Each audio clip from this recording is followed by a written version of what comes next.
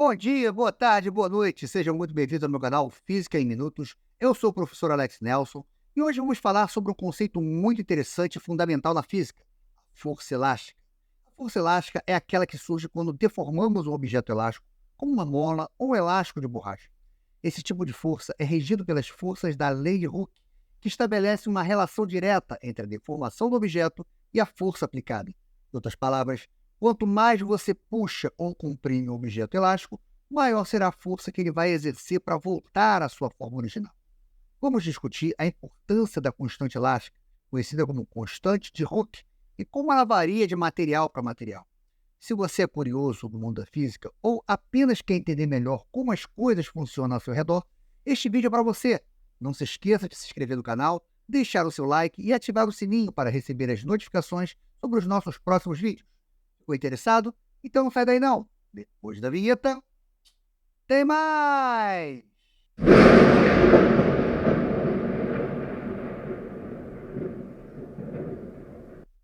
Vamos considerar então uma mola. E sobre essa mola eu vou aplicar uma força. E essa força, ela vai provocar uma deformação nessa mola. O que seria essa deformação? É justamente esse pedacinho a mais aqui, ó. Eu vejo que a mola, ela tinha um tamanho inicial. Quando eu puxo essa mola, ela sofre uma deformação representada pela letra X. Aonde estaria a força elástica? E o que seria essa força elástica? A força elástica é justamente a força que a mola vai exercer buscando voltar à sua posição original. Então veja, a mola ela está sendo puxada, a mão está exercendo uma força puxando a mola para frente. O que a mola vai fazer? Ela vai querer voltar à sua posição original. Então ela vai aplicar na minha mão uma força em sentido contrário. Essa força que a mola exerce na minha mão, querendo voltar à sua posição original, é que é a nossa força elástica. Bom, eu posso também pensar da seguinte maneira: em vez de eu puxar a mola, eu posso comprimir essa mola. Então a minha mão vai lá e empurra essa mola e veja que mais uma vez eu vou ter uma deformação. A mola agora ela vai ficar um pouquinho menor. Mais uma vez a deformação sendo representada pela letra X. Ora, se a minha mão faz a ação de empurrar a mola para dentro, o que a mola vai fazer? Reação. Vai exercer uma força sobre a minha mão, tentando voltar à sua posição original. Então, essa força que a mola exerce, que nós chamamos de força elástica. Então, fique ligado à seguinte situação: a força elástica, ela sempre vai agir na direção oposta à deformação sofrida pelo material. Como assim, Alex? Se o material ele é esticado, a força elástica ela age para dentro. Como assim? Aqui, ó. Puxei a mola, provoquei uma elongação nessa mola. Cadê a força elástica? Para dentro. Eu puxo a mola para fora e a força elástica para dentro. Por sua vez, se o material ele é comprimido, né, estou empurrando a mola para dentro. A força elástica ela vai agir para fora. Então, gravem que a força elástica ela age sempre em direção oposta à deformação sofrida pelo material. Em nosso dia a dia, podemos observar que existem vários tipos de molas, né? E, logicamente, vários tipos de aplicações. Então, só para a gente citar de forma rápida, alguns tipos de molas, né? Molas podem ser do tipo helicoidais, cilíndricas, cônicas, barril, ampulheta, espaço variável, que é um pouquinho mais preso em cima, mais solto do lado. Cada mola tem uma aplicação, né? Tem uma necessidade. Quando você trabalha, por exemplo, com a construção de relógios, você já vai usar um outro tipo de mola, uma mola de torção. Também pode ser empregada, essa mesma mola de torção, para prender uma anilha. Quem vai à academia, né, trabalha com esses levantamentos de halteres, vai perceber que esses tipos de molas fazem parte do contexto de uma academia. Quando você pega uma estrutura mais pesada, como uma locomotiva, você já vai utilizar um outro tipo de mola, molas do tipo lâminas, né, para aguentar bem esse tranco entre as locomotivas, né? Quando uma criança está brincando numa festa, né, um pula-pula, você também usa molas que fazem a alegria da criançada. Esse tipo de molas são chamadas de molas de tração. Quando a gente pega e analisa um automóvel, a gente vai perceber que o carro ele é cheio de molas. Dentre essas aplicações, a gente pode olhar os comandos de válvula. Existe uma válvula, ela precisa abrir para entrar o combustível, depois ela fecha, corre a combustão, a outra válvula se abre, há a emissão dos gases, a válvula volta a se fechar, o processo recomeça. Podemos também citar a suspensão veicular, né? O carro, quando ele passa por estradas esburacadas, isso não é muito difícil de acontecer aqui no Brasil, você percebe que o carro ele meio que quica, ele bate, né? Então, para evitar esse problema, é colocado molas que funcionam como amortecedor. Então, a suspensão veicular é justamente uma mola que é colocada justamente para aguentar esse impacto do carro passar numa rua desnivelada, um quebra-mola, um buraco. Podemos perceber que as molas elas têm várias aplicações no nosso dia a dia, vários formatos. Umas vão ser mais duras, outras vão ser mais maleáveis. E é isso que a gente vai começar a estudar agora. Como é que é esse mecanismo, como é que é essa força que é exercida pela mola. O que a gente vai buscar compreender agora é como é que é o comportamento de uma mola quando provocamos deformações nessa mola. O que a gente percebe é que dentro de uma faixa elástica, a força elástica ela vai ser proporcional à deformação sofrida pela mola. Como assim, Alex? Vamos lá. Quando você pega uma mola e puxa, se você soltar, você percebe que ela volta. Se você puxar demais a mola, o que vai acontecer? Essa mola vai chegar uma hora que ela não vai voltar mais, você vai danificar essa mola. Se você puxa demais, se você ultrapassa aquela faixa elástica da mola, você danifica a mola. Ela vai e não volta mais, danificou a mola. Então, dentro de uma determinada faixa, a força elástica ela é proporcional à deformação que ela vai sofrer. Vamos supor que eu tenho uma mola e sobre essa mola eu coloco um peso. Esse peso vai puxar a mola para baixo, vai provocar uma elongação. E devido a essa elongação, eu vou ter uma deformação X. E essa deformação X vai fazer com que a mola queira voltar à sua posição original, provocando o aparecimento de uma força elástica no sentido contrário à deformação. Então, se a gente colocar aqui um gráfico, uma tabelinha, desculpa, essa deformação X provocou uma força elástica. Bom, e se eu pegar agora essa mola e colocar um objeto 2 vezes mais pesado, um peso 2 vezes maior, o que a gente vai perceber é que, puxando a mola com uma intensidade 2 vezes maior, eu vou provocar uma deformação 2 vezes maior. Como consequência disso, eu vou ter uma força elástica 2 vezes maior. Então, se eu dobro a deformação, eu dobro a força elástica.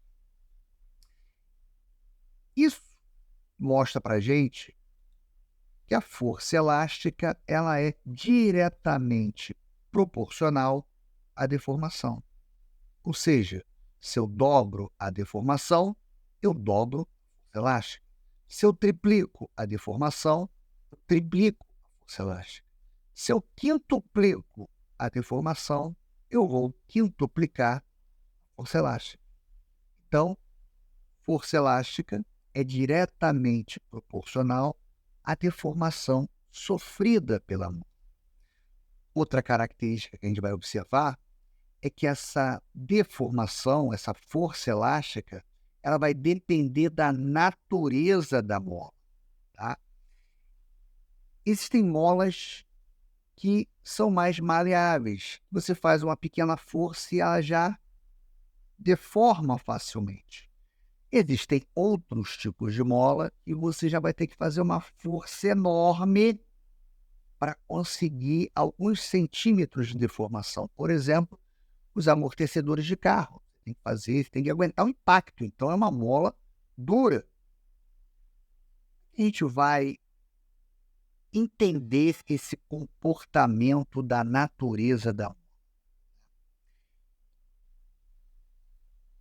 Essa natureza ela vai ser expressa por uma constante chamada constante elástica da mola. Ou seja, materiais com uma constante elástica maior vão exigir que você faça maior força para produzir uma deformação.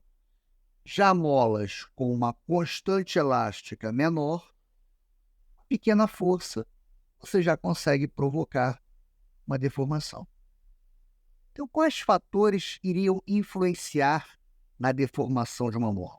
Bom, podemos citar alguns. Material da mola, se é uma mola de plástico ou se é uma mola de ferro, lógico que isso vai influenciar. Ela vai ser mais dura, ela vai ser mais maleável. O material da mola vai influenciar, sim, na sua deformação. Outro fator, a sua geometria. Então, se é uma mola em forma de trapézio, se é uma mola cilíndrica, isso tudo vai influenciar também na deformação sofrida pela mola. O número de espiras. Entende-se, né, que quanto maior é o número de espiras, quanto mais espiras você colocar nesta mola, mais rígida a mola fica, mais dura a mola fica. Maior vai ser a força que teremos que fazer para provocar uma deformação nessa mola. E aí, o que seria essa constante elástica que nós acabamos de falar? Então, para compreender essa rigidez da mola, entendendo a sua capacidade de se deformar em resposta a uma força aplicada, vamos associar a cada mola uma propriedade intrínseca denominada constante elástica da mola. É essa constante que vai dizer para a gente se é uma mola dura, se é uma mola maleável, e está atrelado aqui, estaria atrelado à forma geométrica, ao tipo do material, ao número de espiras. O que precisamos saber é que quanto maior for essa constante elástica, mais rígida é a mola. Ou seja, maior é a força que você vai ter que fazer para produzir uma deformação. Pois se essa mola apresenta uma constante elástica baixa, bom, se ela apresenta uma constante elástica baixa, ela já vai ser uma mola mais maleável. Uma pequena força que você aplique nessa mola já vai ser suficiente para você provocar uma deformação. Ou seja, a deformação será maior devido à baixa resistência dessa mola. E agora vamos juntar todo esse conhecimento dentro de uma equação matemática que nos auxilia a descrever o comportamento de uma mola à medida que ela sofra uma deformação. E para isso, vamos estudar a famosa lei de Hooke. O Hooke, que é um inglês nascido em 1635, ele foi um dos mais habilidosos cientistas experimentais de sua época. ele teve algumas contribuições, como o aprimoramento do microscópio, do barômetro, da bomba de vácuo. Em 1665, ele faz algumas publicações a respeito do que ele estava observando, né, microscópio, descobertas e nomeações de células e estruturas biológicas. E a nível de mola, que é o que nos interessa.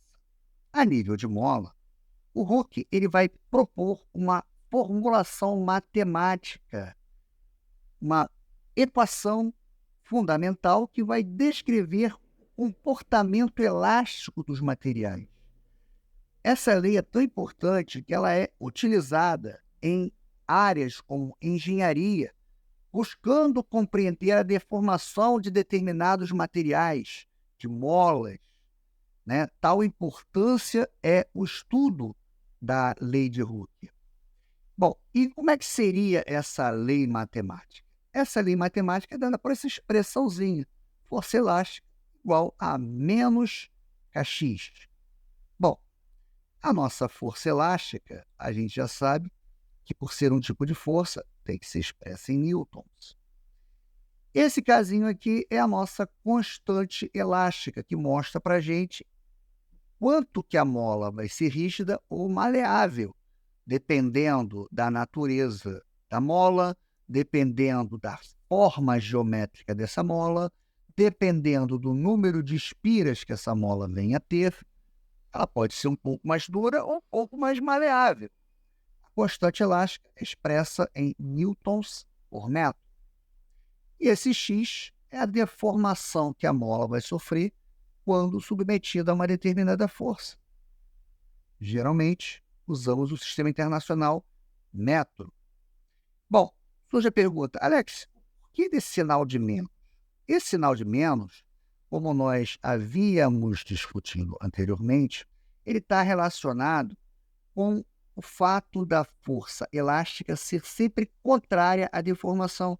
Lembra que eu falei que quando você puxa a mola para fora, a mola quer voltar. Então, a força elástica para dentro. E quando você empurra a mola, quando você comprime a mola, quando você faz uma força empurrando a mola para dentro, ela também vai querer voltar. E a força elástica é no sentido contrário.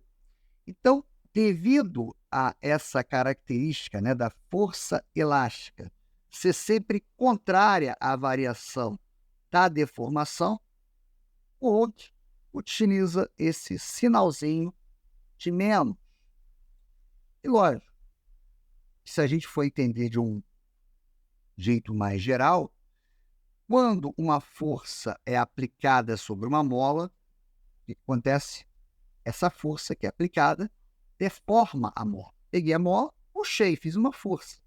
E essa força está fazendo o quê? Ela está deformando a mola. Só que, como consequência, a mola vai produzir uma força idêntica. Claro, ação e reação.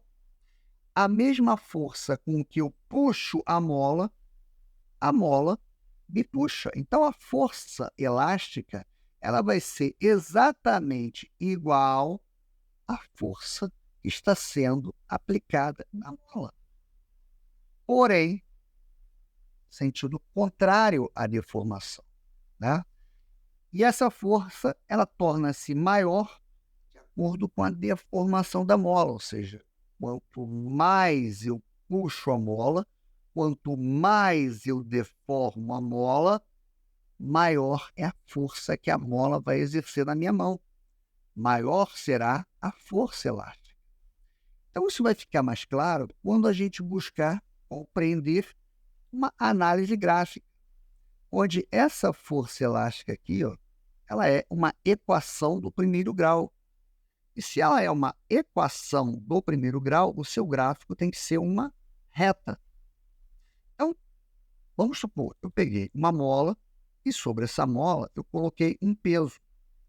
Então, o peso desse objeto é exatamente a força externa que está puxando esta mola. E devido a essa força externa, eu vou provocar uma deformação X. Essa deformação X vai fazer aparecer na mola uma força elástica. E quanto vale essa força elástica? Essa força elástica é exatamente igual à força externa, ou seja, a força elástica é exatamente igual ao peso do objeto. Então, se a gente for construir o nosso gráfico, fica mais ou menos assim, ó. Fiz uma deformação X, apareceu uma força elástica. Quem é a força elástica? Exatamente a força que foi aplicada na mola. Força equivalente ao peso do objeto. Ora, e se eu dobro esse peso? Eu faço uma força externa 2 vezes maior. O que vai acontecer? O que eu vou perceber é que, aumentando a força sobre a mola, né, dobrando a força externa, eu vou provocar uma deformação 2 vezes maior. E essa deformação 2 vezes maior vai fazer com que apareça uma força elástica, também 2 vezes maior que a anterior. O que a gente discutiu anteriormente. A força elástica ela é diretamente proporcional à sua deformação. Então, se eu dobro a deformação, eu dobro a força elástica. Lembrando que a força elástica aqui é exatamente igual à força externa, exatamente o peso do objeto. Alex, e se eu triplicar o peso? Diz que minha molinha agora está cada vez maior. Tripliquei o peso, tripliquei a força externa. O que vai acontecer? Vou ter uma deformação 3 vezes maior. E pelo fato de eu ter uma deformação 3 vezes maior, vai aparecer uma força elástica 3 vezes maior. Então, quando a gente traz essas informações para o nosso gráfico, triplicando a deformação, eu triplico a força elástica. Então, lembre-se que a força elástica ela é proporcional, diretamente proporcional à deformação sofrida pela mola. Então, quando a gente constrói o gráfico de uma função do primeiro grau, uma reta. Reta essa que a gente pode obter outras informações pela inclinação da reta. Esse ângulozinho θ aqui, ó, eu posso obter algumas informações importantes. Que informação seria essa? Pela tangente desse ângulo. O que é tangente mesmo? Cateto oposto, que no caso é o nosso força elástica, dividido pelo cateto adjacente, que no caso é a deformação.